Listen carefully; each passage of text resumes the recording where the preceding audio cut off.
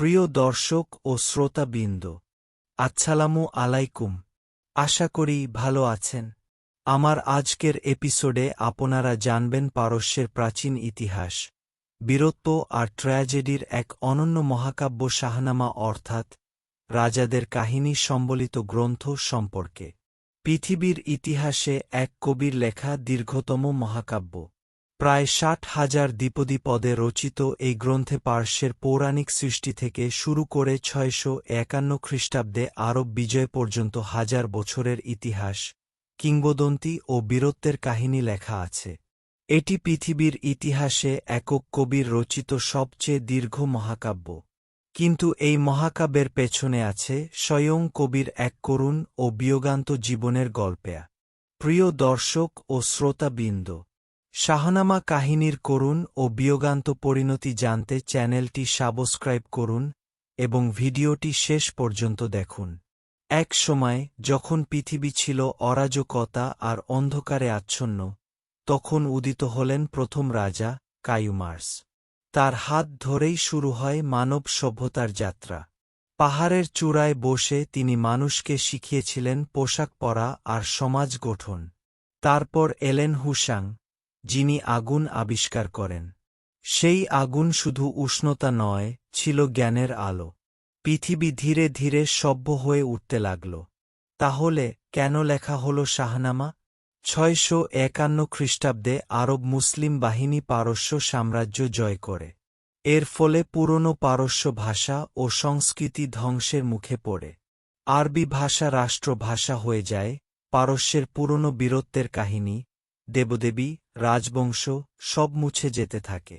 এই পরিস্থিতিতে পারস্যের দেশপ্রেমী পণ্ডিতরা প্রাচীন গ্রন্থ সংরক্ষণের উদ্যোগ নেন। দাকিকি নামে এক কবি আগে শাহনামা লেখা শুরু করেছিলেন, কিন্তু মাত্র ১,০০০ পদ লেখার পর তিনি খুন হন।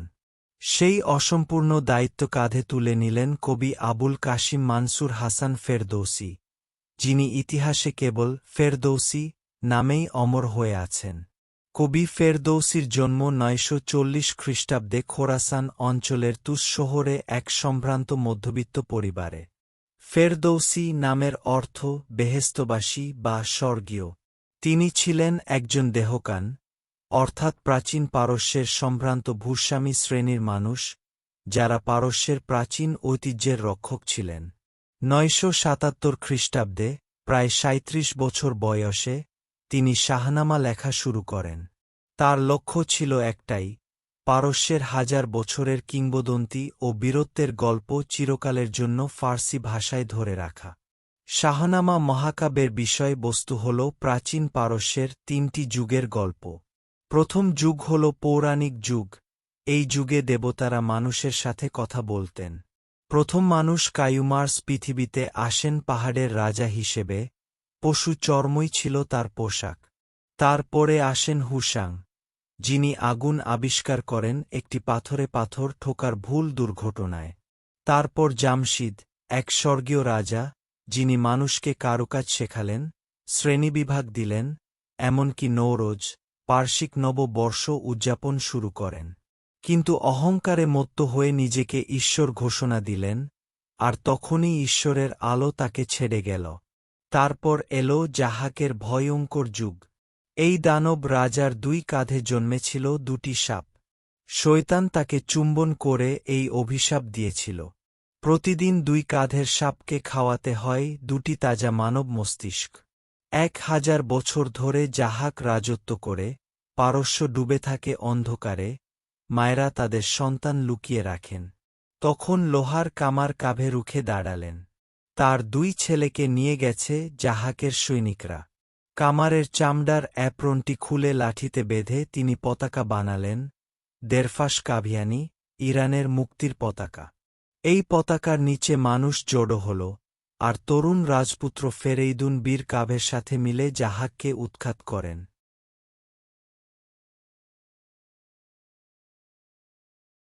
দ্বিতীয় যুগ হল বীরত্বের যুগ। এই অংশের হৃদয়ে আছেন রুস্তম, পৃথিবীর সর্বকালের সেরা কাল্পনিক নায়কদের একজন।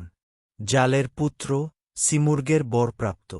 রুস্তমের বাহন হল রক্স, একটি ঘোড়া যে একা একা সিংহ মারতে পারে। রুস্তমের জীবনে সবচেয়ে ভয়ঙ্কর অধ্যায়ের নাম সোহরাব। রুস্তম একবার ভ্রমণ পথে এক রাজকুমারীকে ভালোবেসেছিলেন। চলে আসার সময় হল, কিন্তু রেখে গেলেন তার আংটি। যদি ছেলে হয় তাকে দিও। ছেলে হল, নাম রাখা হল সোহরাব। সোহরাব বড় হল বাবাকে খুঁজতে খুঁজতে। একদিন যুদ্ধের ময়দানে দুই বীর মুখোমুখি হলেন। সোহরাব জানতে চাইল, তুমি কি রুস্তম?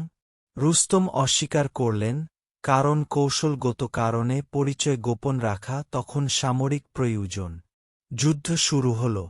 রুস্তমের হাতে মরণ আঘাতে লুটিয়ে পড়ল সোহরাব। মৃত্যুর মুখে সোহরাব বলল, আমার বাবা রুস্তম এলে তোমাকে ছেড়ে দেবেন না। রুস্তম থমকে গেলেন। আংটি দেখলেন ছেলের গলায়। তারপর যে বিলাপ উঠল, শাহনামার সেই পংক্তিগুলো পড়লে আজও পাথরের বুক ফেটে যায়। তৃতীয় যুগ হল ইতিহাসের যুগ।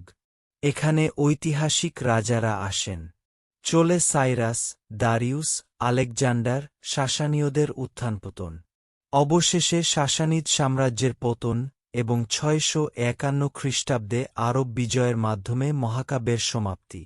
ফেরদৌসী ইতিহাসকে কবিতায় মুড়ে দিলেন এমনভাবে যে সত্য আর কল্পনার সীমারেখা মুছে গেল। এখন আপনারা জানবেন, এই মহাকাব্য শাহনামা রচনার শুরু কিভাবে হয়েছিল। খোরাসান অঞ্চলের তুস নগরীতে দাকিকি নামে এক কবি ছিলেন। তিনি নিজ অনুপ্রেরণায় এবং সামানিদ শাসকদের পৃষ্ঠপোষকতায় পারস্যের প্রাচীন ইতিহাস কাব্য আকারে তুলে ধরতে চেয়েছিলেন। এই উদ্দেশ্যে তিনি আনুমানিক ৯০৭ থেকে ৯৭০ খ্রিস্টাব্দের মধ্যে কোনো এক সময়ে এই মহাকাব্য রচনা শুরু করেন। তিনি ১,০০০টি শ্লোক রচনা করেন। মূলত জরথুস্ত্র ধর্মের উত্থান ও গুস্টাস্পের কাহিনী নিয়ে এই অংশ লেখা হয়েছিল। কিন্তু দাকিকি ৯৭৬ খ্রিস্টাব্দে তার এক দাসের হাতে খুন হন। পরবর্তীতে আবুল কাশেম ফেরদৌসী সম্পূর্ণ নিজের উদ্যোগেই দাকিকির অসমাপ্ত কাজকে সম্পূর্ণ করতে ৯৭৭ সালে তার মিশন শাহনামা রচনা শুরু করেন। ফেরদৌসী দাকিকির রচিত সেই ১,০০০ শ্লোক শাহনামার মধ্যে অন্তর্ভুক্ত করেন। এই সময় ফেরদৌসীর উদ্দেশ্য ছিল পারস্যের প্রাচীন ইতিহাস, সংস্কৃতি ও বীরত্বগাথা সংরক্ষণ করা। আরব বিজয়ের পর হারিয়ে যেতে বসা ফার্সি পরিচয় পুনরুজ্জীবিত করা। অর্থাৎ এটি কোনো রাজদরবারের আদেশে লেখা শুরু হয়নি। এটি ছিল ফেরদৌসীর জাতিগত ও সাংস্কৃতিক দায়বদ্ধতা থেকে এক ব্যক্তিগত মিশন।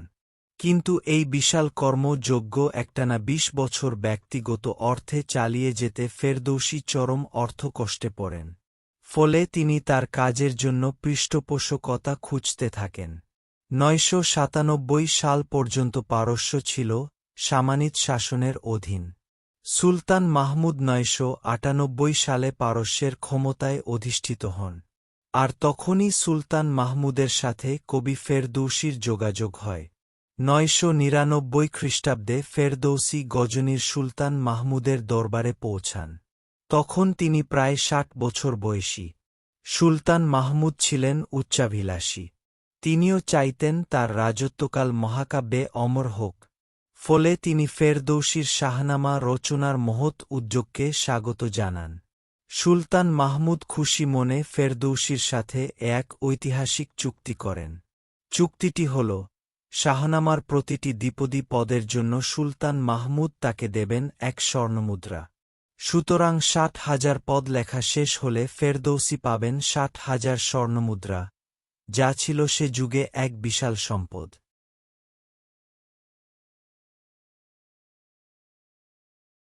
দীর্ঘ ৩৩ বছর একটানা পরিশ্রমের পর ১,০১০ খ্রিস্টাব্দে ফেরদৌসী শাহনামা রচনা সম্পূর্ণ করলেন। তখন তার বয়স ৭০ বছর। তিনি প্রায় দেউলিয়া, জমিজমা বিক্রি করে, ঋণ নিয়ে এই কাজ করেছিলেন। সুলতান মাহমুদের পক্ষ থেকে পুরস্কার এল, কিন্তু সেটি প্রতিশ্রুত ৬০,০০০ স্বর্ণ মুদ্রা নয়, ৬০,০০০ রূপার মুদ্রা, অর্থাৎ প্রতিশ্রুতির মাত্র ২০ ভাগের ১ ভাগ। কারণ হিসেবে বলা হয়েছিল, ফেরদৌসী শিয়া মুসলিম, তাই মাহমুদ সুন্নি পৃষ্ঠপোষক হিসেবে তাকে পুরো পাওনা দিতে অস্বীকার করলেন। ফেরদৌসী সেই অপমান সহ্য করতে পারলেন না। মাহমুদের উপহারের প্রতি তীব্র ঘৃণা প্রকাশ করে সেই রূপার মুদ্রা তিনি 3 ভাগে ভাগ করলেন। 1 ভাগ দিলেন গোসলখানার কর্মচারীকে, 1 ভাগ দিলেন শরবত বিক্রেতাকে, 1 ভাগ দিলেন কবিতার দোকানদারকে। ক্রোধে এবং অপমানে জ্বলতে জ্বলতে ফেরদৌসী লিখলেন একটি তীক্ষ্ণ হিজো বা ব্যঙ্গ কবিতা, 100টি পদ, যেখানে তিনি সুলতান মাহমুদকে নিচু বংশের, কৃতঘ্ন ও অবিবেচক হিসেবে বর্ণনা করলেন। কবিতার একটি বিখ্যাত মর্মার্থ ছিল, তুমি যদি মাহমুদের বাবার মতো রাজা হতে, তাহলে আমার নাম হতো ফেরদৌসী। আমার সৌভাগ্যে এই হিজো ছড়িয়ে পড়লে মাহমুদ ক্রোধান্বিত হলেন। ফেরদৌসীর জীবনের আশঙ্কা দেখা দিল। সুলতানের রোষানল থেকে বাঁচতে ফেরদৌসী পালিয়ে বেড়ালেন। প্রথমে হেরাত, তারপর মাজানদারান, শেষে বাগদাদ, যেখানে আব্বাসী খলিফার দরবার ছিল। বলা হয় তিনি সেখানে কিছুকাল আশ্রয় নেন এবং ইউসুফ ও জুলেখার কাহিনী অবলম্বনে একটি রোমান্টিক কাব্য লেখেন। বৃদ্ধ বয়সে, ভগ্ন স্বাস্থ্যে, নিঃসঙ্গ ও দরিদ্র অবস্থায় ফেরদৌসী শেষে তুষে ফিরে আসেন। ইতিহাসের সবচেয়ে করুণ দৃশ্য 1020 খ্রিস্টাব্দে। কথিত আছে, সুলতান মাহমুদের মনে অনুশোচনা হল। তিনি 60,000 স্বর্ণ মুদ্রা ভর্তি উটের কাফেলা পাঠালেন তুষে ফেরদৌসীকে সম্মান জানাতে। কিন্তু ভাগ্যের নির্মম পরিহাস, যে দরজা দিয়ে সোনা বোঝাই উট শহরে প্রবেশ করল, ঠিক সেই মুহূর্তে অন্য দরজা দিয়ে ফেরদৌসীর জানাজা বেরিয়ে গেল। মৃত্যুর আগে ফেরদৌসী লিখেছিলেন তার সমাধির জন্য এই পংক্তি, আমি যে বিশাল প্রাসাদ নির্মাণ করলাম শব্দ দিয়ে, বৃষ্টি, বাতাস ও রৌদ্র তাকে কখনো স্পর্শ করতে পারবে না। শাহনামা শুধু একটি সাহিত্যকর্ম নয়, এটি পারস্য সভ্যতার বেঁচে থাকার দলিল। আরব বিজয়ের পরেও পারস্য ভাষাটিকে ছিল মূলত ফেরদৌসীর এই মহাকাব্যের কারণে। আজকের ইরান, আফগানিস্তান ও তাজিকিস্তানে এটি জাতীয় পরিচয়ের অংশ। মহাকাব্যটির কিছু উল্লেখযোগ্য বৈশিষ্ট্য, এতে মাত্র 25টি আরবি শব্দ ব্যবহার করা হয়েছে, বাকি সব বিশুদ্ধ ফার্সি।